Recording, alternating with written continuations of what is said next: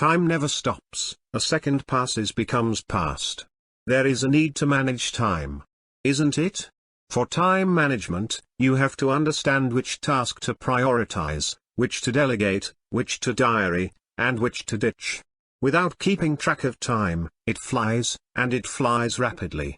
Time is the only resource that is really scarce. The past cannot become present at any cost. The better you are in time management, the more productive you are.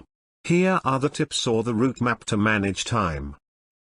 Prioritization. The dictionary meaning of the word prioritization is the action or process of deciding the relative importance or urgency of a thing or things. This means, how urgent something is. We can also say how relatively important something is.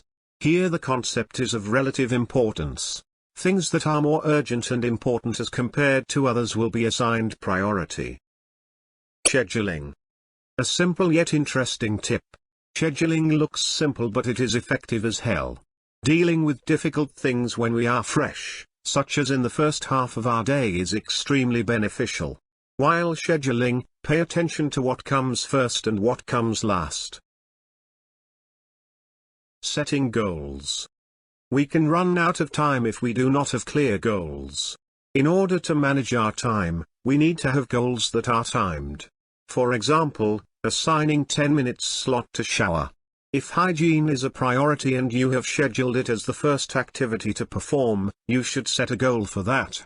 There are chances of running out of time. Focus. We can complete our tasks on time when we are focused, otherwise, it will disturb our whole day. For example, while eating breakfast, if you are thinking of a deadline, you are wasting time. You should focus on the task at hand. With that said, are you good with time management, or does it just fly, and fly?